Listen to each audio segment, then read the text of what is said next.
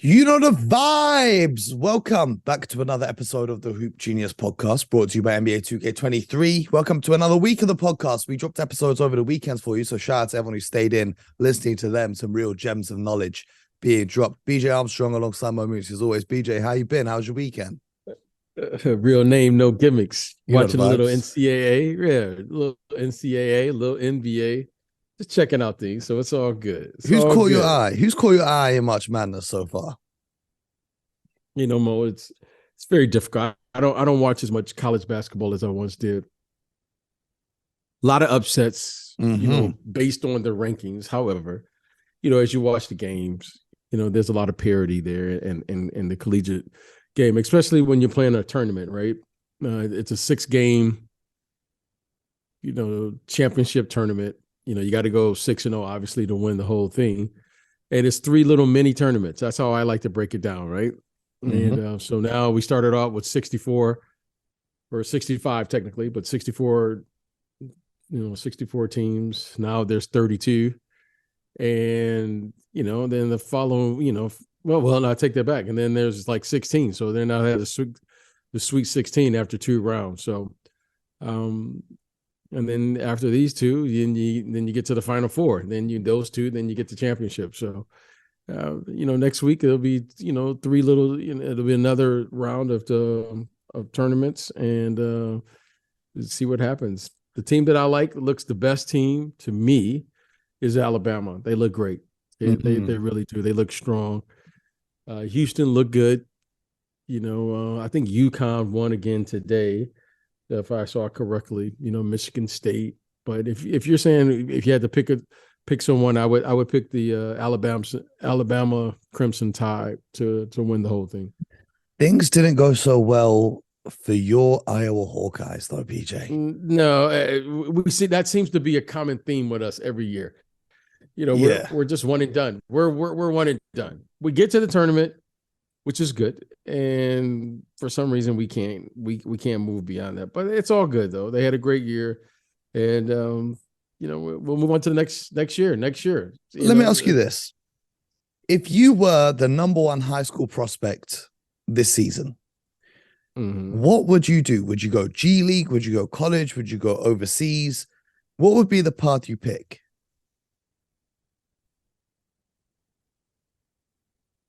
Well, that's an interesting question, and every kid is different, and there's no particular way, right? If the end goal, let's say the end goal is the NBA, right? Um, then I look at it. I look at it in twofold, right? It's very simple to me, but I'm just in the way I look at the world. First thing is you got to develop this person. Yeah. You got to develop this person. This person has to develop. And the best place to develop, in my humble opinion, is college. Okay. Okay. Why? Because now I'm playing the long game. I'm only going to dribble that ball for so long. I'm only going to play that game for so long. So I'm going to play the long game and develop this person with an idea that it's possible to work a lot longer in the business game than it is to play. And I have the potential to make more money in the real world than I do playing the game. Okay. Now, hey, if you think the other way around, I can't argue with that in the short term. However, in my life, in the way I look at it, and I'm a living example. I've made far more business. I've achieved more in my business world off the court than I have on the court. So I'm gonna Well, take care of the person first, right? I'm going to my education and all of the things I need to do to take care of that, and then I worry about the playing and all of the other stuff. So for me, and the way I look at this, I would definitely go to college. I mean, it would be definite for me. It's not even a, excuse me, it's not even a, I mean, I don't get it. Like, you have to develop. The person has to develop. And if you're going to be the best or whatever you're going to be, there has to be a foundation there. And the foundation for myself and my family has always been the educational system. So I'm going to, and I don't mean just going to school, right? I learned so much as a young adult being around young people my own age. How many years did you do at college? I did 4 years. I did 4 years. all 4. I did 4 years, graduated. What was your, what did you graduate in? Communications with a minor in business. Okay. And that laid the foundation for me moving forward in everything I've done. So the basketball was just an icing on the cake. However, the real work was what I did there. And then that set the foundation. And then I just happened to have played for a number of years. I happened to do some other things, but the foundation was set for me to move forward in whatever it is I was going to do. And I'm still utilizing, those skills that I learned, some 30 years ago, right? It's been over 30 years that I did doing that. So I would do that, play, and then see what happens. And then if you're good enough to play, so be it. If you're good enough to go overseas, so be it. But take care of the person first. It's interesting because this year, the 3 top prospects, you've obviously got Victor, who's playing overseas, born and raised overseas. And I think him going to college would delay the process of him getting to the NBA. You have Scoot Henderson, who opted for the G League Ignite. So he gets that. I think it's $500K they pay those players. And then you have Brandon Miller, who of Alabama is playing really well and looks to be on path for a high draft pick in the NBA. So it's an interesting proposition. My next question for you, though, BJ, is if you were the number 1 high school prospect, you had every school in the country recruiting you, where would you go and play your college ball? And don't say Iowa because you already went there. Where would you go with a clean slate now? Yeah, I was just telling my wife and I, she was like, knowing what you know now, what would you do? Right. Again, every situation is different. Like I look at the players and go, okay, some players need X, right? If you need X, some players need exposure. Some players may benefit from a brand of basketball, and all colleges are not the same, right? There's a different brand of basketball on the West Coast or the East Coast. There's a different brand of basketball, that you play, in the ACC, which is different than the SEC, right? For those who follow college basketball, and then you got to look at the coaches. Yeah. What's your brand of basketball? Okay, so if I were the number 1 player, assuming that I was the number 1 player and I had a legit chance to be a professional player, like a lot of times these rankings, I look at the rankings and I go, okay, you might be the number 1 player in high school, but that doesn't mean you're the best prospect for the pros. Let's assume I was a big time, prospect for the pros. I would go Ivy Leagues. I would go Ivy League. That's what I would do. So that's what, like Princeton, Yale, Harvard. Princeton, Yale. So Brown. Even though their basketball programs aren't quite Kentucky, that's the whole thing. The number 1 pick. Okay. So the whole thing, if you are a true, so here's my thing. If you are a true prospect, you're going to go to the worst team in the NBA. I'm going to repeat that. If you are Victor Wembenyama right now would go to the worst team in the NBA. So why am I going to play on the best team in college? if you are who you say you are, prepare yourself to shoulder the responsibility of what it means to be the number 1 pick. That only makes common sense. Why do we not see that? Go? Hey, you asked me what I would do. I don't know. I don't know. No one's asked me what they should do. So I keep my mouth shut, Mo. I stay at home. I do the podcast on a Sunday night for me. And I just watch. What if you were asking me? I'm going to set myself up for 2 things. 1, it's about meeting people. Well, the people that I need to meet are at those places. I hear that. Big bag. Okay. The people that I need to meet are at those places.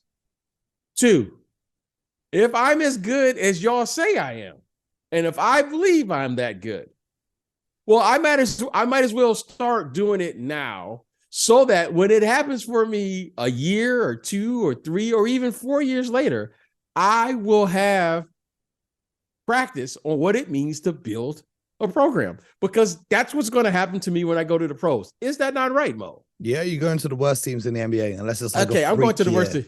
where, Yeah, I'm you know, going to like the the worst Lakers team, got, or Magic the Golden or the State Celtics, Warriors. But I'm going to the worst team in the league. So why am I going to play on an all-star team in college? You're To like do what? Zion, RJ, and Cam Reddish going to play together. It doesn't make sense to me. It doesn't. Again, my thing is to set myself up long term. Now, I think Duke is a fabulous place. But again, I would assess what it is I need. What is it I need? If I'm not that player, maybe you go to another place. But again, that's what I would do. Looking at it from the lens of being a grown adult and making decisions is a lot easier than being a 17, 18-year-old and you've got UCLA and Arizona where it's just absolutely lit, or you've got Kentucky who's got like the best facilities in the world. So it's interesting to me. It is very interesting. I will say this. Confidence is a funny thing, Mo. Mm-hmm. Confidence is a funny thing. Okay. And when I see these young people make the decisions that they make, it says a lot about who they are and who they're going to be. Now, that's probably the scout in me.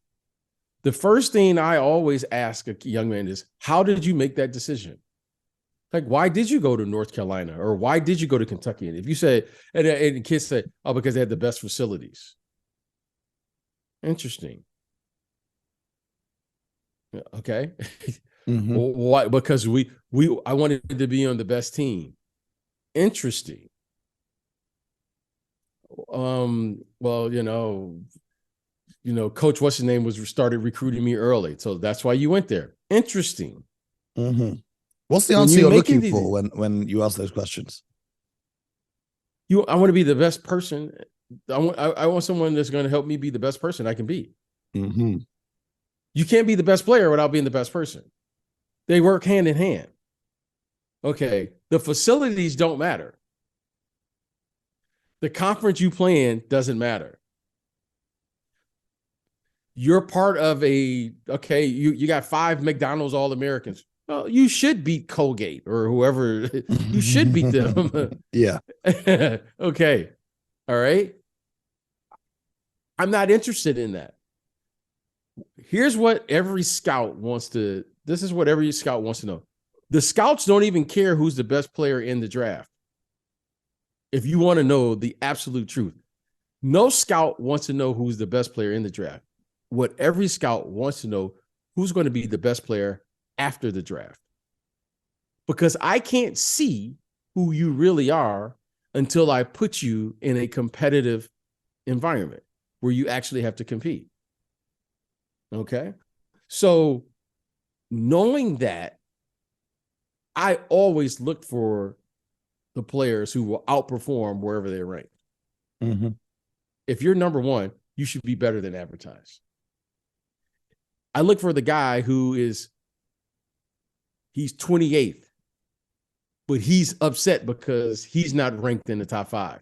So he's just trying to, the guy who's I'm just clarifying. You don't mean 28 years old. I'm just clarifying. The guy who's the 28th pick or the 28th guy, who is like, he's searching for the number 1 or number 2 guy because he knows he's better than that guy. That's the guy I'm looking for, because that guy wants to be the best player after the draft. I'm looking always for the player who is either ranked number 1, who is like saying, okay, who thinks they're the best? And I'm looking for you. Or I'm looking for the guy who's trying to search those other guys down. Mm-hmm. So the guys who gang up, sometimes, I get it. I get it. You know, you play and you want to win and all those things. Yeah. Okay, that's fine. However, when you come to the NBA, you got to compete. That's the one thing that separates you from everyone else. The guy who wants to compete. It's not the guy with all the talent. It's the guy who wants to compete. So, you know, to me, it's very simple. Like I grew up in Detroit, Michigan, but I went to Iowa because I wanted to compete. It wasn't like I wanted to be with my friends or whatever. No, I'm the guy. I believe I'm the guy, and I got confidence, and I'm going to go here. Mm-hmm. And you know what, Mo? And I was determined to do it. Mm-hmm. So that was my whole thinking. And to me, that never changes. If you're as good as you say they are, you know, do you? So I heard a clip of Tyrese Halliburton talking recently about his draft process. And one thing that was interesting to me is he said that during his, you know, scouting process of pre-draft, he said to a number of teams, he was picked 12th overall in 2020. He said to a number of teams that he doesn't want them to pick him because they already had like a stacked players at the point guard position and he wanted to go to somewhere where he'd be the guy, right? So he's obviously a young, ambitious point guard, ended up getting drafted, ironically, by the Kings, who had De'Aaron Fox. But, you know, he told some teams that he didn't want to go to them. So let's say, you know, hypothetically, if this is BJ Armstrong in 2022, he's the number one high school prospect. He goes to Harvard or Yale or whatever Ivy League school, and he's still one of the top prospects. When you look at the teams this year, Houston, Detroit, you know, Houston, Detroit, Charlotte, Orlando, San Antonio, which team would you want to play on if you could have your choice of rebuilding teams? See, that doesn't matter to me. My dream as a kid, I remember my dad telling me this. My dad was like a very simple person, right? You know, like I'll get a question like this and I'll ask my dad. My dad, and I'm beginning to sound like my dad, right? Because my dad, like life was very simple to him. He'd be like, okay, where do you want to go? And my dad will say, he'll be like, what do you mean where you want to go? As a kid, you said you wanted to play in the NBA. Is that all right? Yeah, Dad, I want to play in the NBA. So now all of a sudden, when did it change? Mm-hmm. Wait a minute. You said you wanted to play in the NBA, right? Yeah, Dad, that's what I said. So when did that change? Now you got to go to a certain team? Mm-hmm. I'm talking more fit wise, you know, with your skill set and whatnot. Okay. All right. So then I'll say, okay, Dad, well, I got to go here. He was like, wait a minute, son. This is the best league in the world, right? You ducking the competition now? Mm-hmm. When you start ducking competition? Mm-hmm. When you start trying to find a fit? Those are the best players in the world. Now, if you telling me you got to go to a certain place to trick the system, tell me that. But I'm not. We from Detroit. We run to the competition. Where the oh, he the best player? Let's go over there. Mm-hmm. Like my dad used to carry me. Where the best players playing? They playing over on that side. They playing across the park. Okay, son, let's go over there. Mm-hmm. Like, okay, you going to a fit because you don't want to play. These are the Mo. I'm trying to be one of 30 starting guards in the entire world. What you running from? Mm-hmm. I'm being one, Mo. There's only 30 starting point guards in the world. What you running from? Hey. Where you gonna go? Where you gonna go? Where you gonna go in this one? Well, I'm better than this guy. Well, I'm better. No, Mo. I'm gonna have to see the 30 best guards in the world every night as a starting guard in the NBA. What you running from? I hear you. Now maybe that's a new thing for this generation. That was life is real simple. I'm in the NBA now.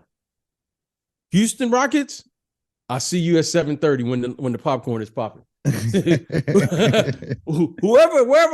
the teams are, it doesn't matter with me because what I know in this league is no roster is going to stay the same. Mo and company, your generation go crazy during the trade deadline. Rumors are rampant. Everyone's trading everyone. We're going to go crazy again in free agency because we're going to figure out who's getting traded. We're going to start trading players again in the draft, when the draft start. So what roster is set? Like, what roster is saying this guy's going to be here for the next 10 years? Mm-hmm. I hear what you're saying. So, with these top 3 prospects for this year's draft that we spoke about, Victor, Scoot Henderson, and Brandon Miller, would you say it's pretty much a consensus that most people around the NBA think that Victor is not just a clear-cut pick, but he will end up being the best player out of the 3? Well, best player, that's a big statement. Because I remember the year that Evan Mobley was drafted. Was that 2021? Yeah, 2020. I loved him coming out. You said to me during that draft, which saw Kate Cunningham go 1, Jalen Green go 2, Evan Mobley go 3. You said that you think, or I think you said like people around scouts and that you've spoken to think that even though he might not be the number 1 player in the draft, they believe that he will end up being the most impactful player from that year's draft. Forecasting this year, okay. who do you think is going to end up being the most impactful in this year's draft coming up? Oh, in this draft, in this one coming up.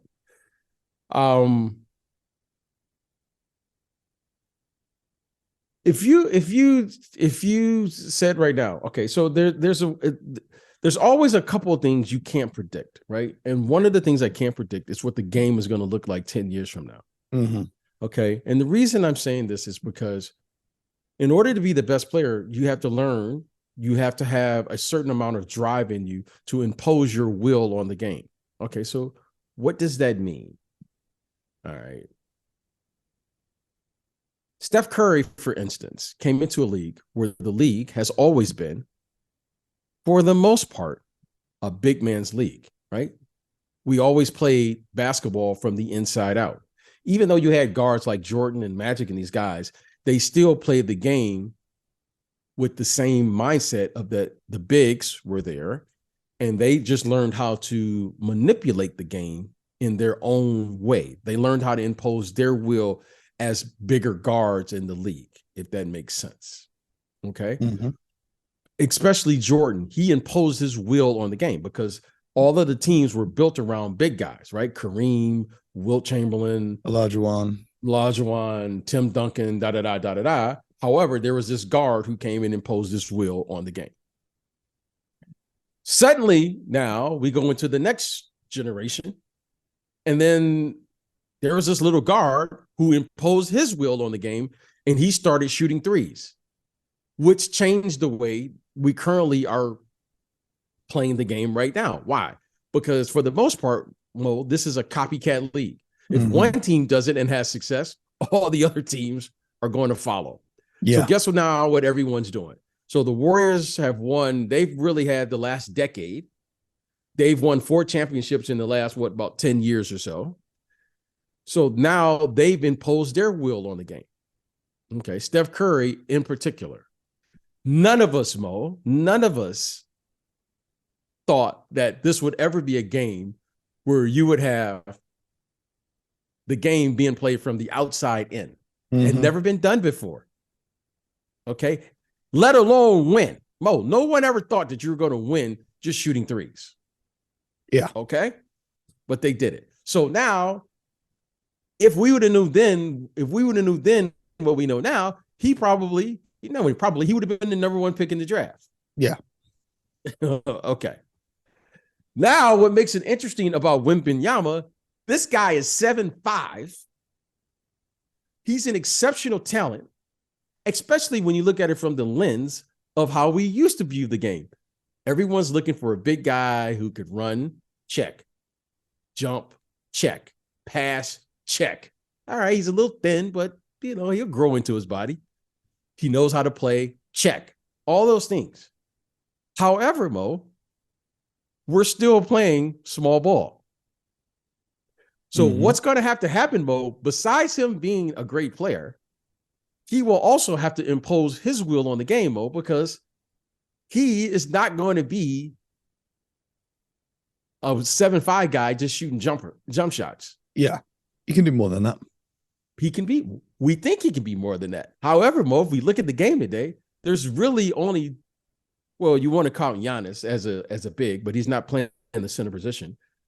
There's only really two big guys playing today's game, Jokic and Embiid. Yeah, the rest of them are just playing roles.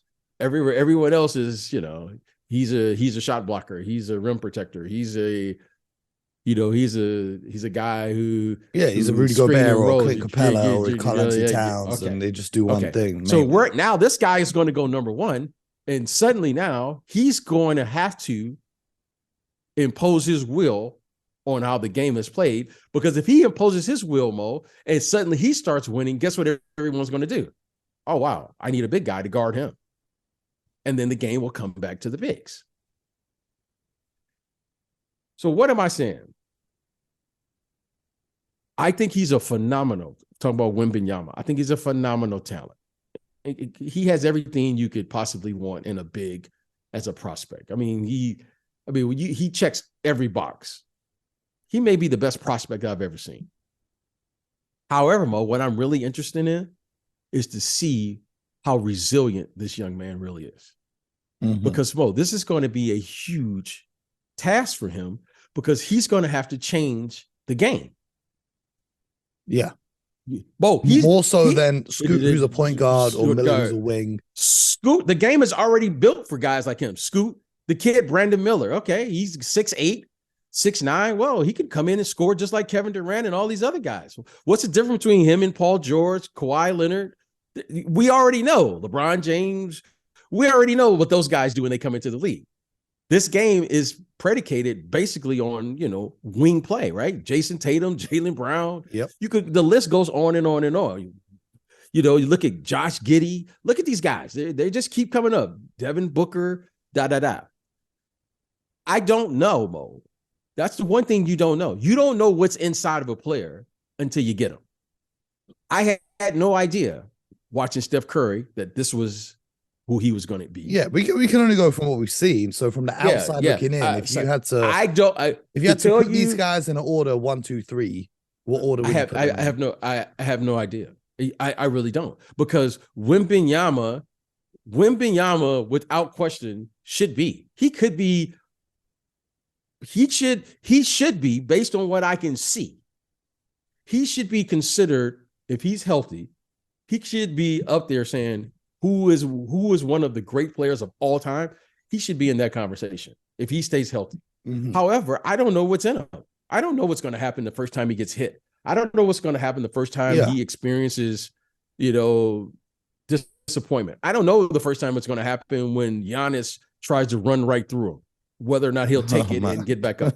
I don't know what's going to happen when Embiid and Jokic and all these guys get to. I don't know. I don't know. I think what I can tell you this. Go ahead. Go ahead. But what I can tell you is this. This is what I can tell you. Wembenyama, because of the expectations that are placed on bigs, he will have a target on him, because we're going to ask him to really reset the NBA. And I don't know if that's fair for anybody, right? Okay. We're going to ask him to reset the NBA. We're going to ask him to say, okay, enough with the small ball era. Let's bring the game back to the game that we used to play, because now the bigs are back. And then all of a sudden, you're going to see these guys come back to the game where you're going to see post play again. Suddenly, you're going to see other teams starting to not just play tall guys, they're going to have to play big men. And if they win, Mo, if Wembenyama comes in and if he's the player we think he is going to be, Mo, he will have an effect on the game where all of a sudden you'll see bigs playing in the NBA again. Yeah. And you'll see more team basketball, because bigs is one thing bigs can't do. For the most part, they can't dribble the ball up and pass it to themselves like guards can. They can just dribble up and shoot it. So if Wembenyama is that player. If Wembenyama is resilient enough to withstand the onslaught of guys just looking him off and shooting threes and all of those things, if he's good enough to where the guards would be like, hey, man, I got to pass him the ball. And he learns how to play and imposes his will on the game. And all of a sudden, Mo, he is the only guy in the league that's athletically can do what he can do, because he can do some things athletically, right, Mo, that a lot of these guys can't do at his size. That will change the game. And I can assure you that there won't be any more point guards going in the top 4 or 5 of the draft, because everyone's going to be trying to catch that guy. Yeah. You follow me? I hear what you're saying. Right now, the Golden State Warriors, Scoot and all of these guys now are like, everyone's trying to catch Steph Curry. But right now, Wembenyama is intriguing because he can impose his will on the game. And that would be fascinating to see. So if you had the number 2 pick, assuming that Victor goes number 1, would you pick Brandon Miller or would you pick Scoot Henderson? Because from watching Brandon Miller play, I know as great as Scoot is and all the hype he's got around him, I'm kind of tempted to pick this Brandon Miller kid. Well, here's the thing. You know, Mo, I for better or for worse, I've been in these draft rooms. Listen, when you're looking at guys, you just can't look at what you see. You got to put together the whole picture here. Brandon Miller clearly is a very talented. This kid Scoot clearly is talented. But Mo, there are a lot of talented players out there. And trust me when I tell you this. Okay. Trust me when I tell you this. This is going to be a really good draft. Okay. The Thompson twins, for instance, they're really talented. Mo, they could be the best players in the draft. There are a number of players. You know, no one was talking about this kid, Josh Giddey, just a few years ago, right? And now you're looking at Josh Giddey and these guys, you're going, he's pretty good.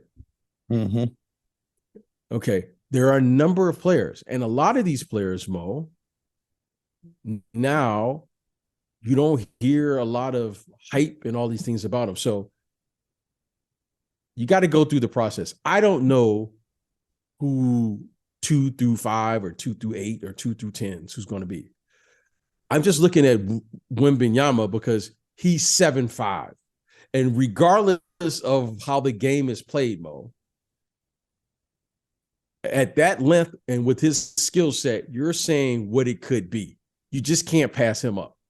He's just one you can't pass up. If he was 7'1", Mo, you might think differently, okay? You might think differently, just like last year with Chet Holmgren. But at 7'5", you're saying, ooh, that's a little different. Because if he ends up just being a 4-man at 7'5", he said he wants to play the 3, so that's a whole game changer. That's what Mo, he may end up being a 3. I don't know what he's going to be. But at 7'5", you got to look at him a little different. The other guys, Mo, you just got to take a good hard look. I don't know. But I do know, Mo, this is going to be a really good draft. This is going to be a good, Mo, there's going to be more than, I think this draft, in my opinion, has a chance to have 3 to 5 like Hall of Fame talents in this draft, right? This is a really good draft. Like, this could be a really, really good draft. So I'm excited about it. I don't know. I'm not dodging the question. It's just, you don't know. You don't know how these guys are going to do when they come up here. You gotta get them into your facility. You gotta work them out. You gotta talk to them. You gotta really sit down with them for 3 or 4 days to kind of build a picture of who they really are and who they could be. And you got to see who's got the drive. If we're just going to say what we see on television, 9 times out of 10, you're going to get that wrong. Guy, this is college or G League or whatever. A guy can have a good game. You want to try to put together and make a total picture of who you think this player is going to be. And that's going to require a lot more depth than that's you and I watching from afar. Yes, sir. Well, let us know in the Discord who you would take if you had the number 1, number 2, number 3 picks. Get involved in the conversation. We've had some great conversations going on over there over the weekend, so make sure you hit the link in the description. We'll be back tomorrow with more from the Hoop Genius podcast as March Madness continues to unfold, and tomorrow we'll talk more about the NBA. So make sure you stay locked in, stay subscribed, share with a friend, and all that good stuff. And most importantly, until next time, get buckets.